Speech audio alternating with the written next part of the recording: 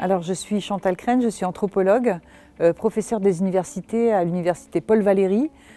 au département d'anthropologie. Et je suis codirectrice du laboratoire Sens, qui est aussi à Montpellier. Et puis on peut rajouter peut-être le fait que je suis membre de la revue, du comité de rédaction de la revue Anthropology of Food.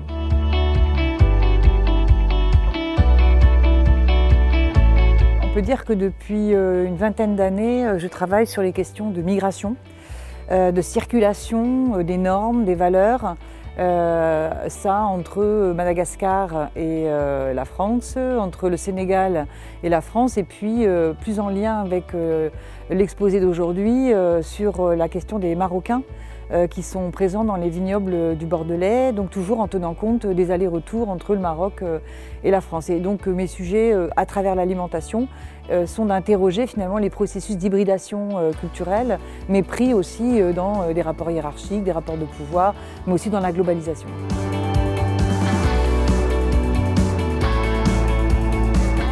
La dernière publication, ce serait peut-être dans la revue Papille,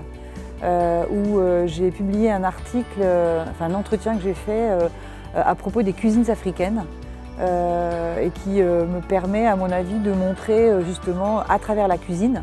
et à travers la gastronomie des populations qui viennent d'Afrique ou qui sont nées en France et dont les parents sont venus d'Afrique, qui en fait finalement à travers la cuisine expriment une certaine forme de citoyenneté. Mais pas seulement une citoyenneté en France, mais aussi au niveau global, avec notamment, je dirais, la valorisation des savoir-faire de leurs parents qu'ils transforment finalement en valeurs gastronomiques dans la migration. Et je pense que ça peut être le dernier élément qui me paraît important dans mon parcours.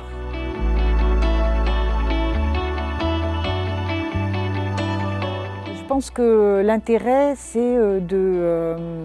pour les jeunes aujourd'hui étudiants d'avoir connaissance finalement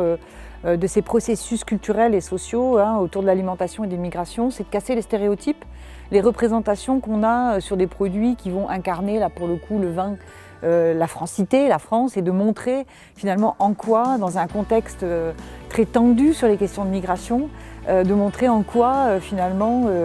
eh bien, notre économie repose sur les savoir-faire, sur le don,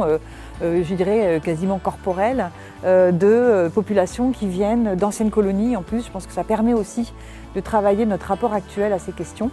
Et puis ça permet aussi de montrer que ce n'est pas simplement des gens qui viennent travailler dans les vignes de France qui font qu'elles existent, mais aussi parce qu'il y a des capitaux étrangers, et notamment par l'exemple des Chinois, des Néo-Zélandais, des Britanniques,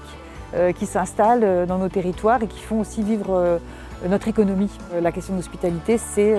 le dernier projet européen qui s'appelait Food Together, qu'on vient d'achever là, et qui justement travaillait sur ces questions hospitalité, inhospitalité vis-à-vis des migrants dans 6 pays. Et ça, ce sera la suite de l'aventure.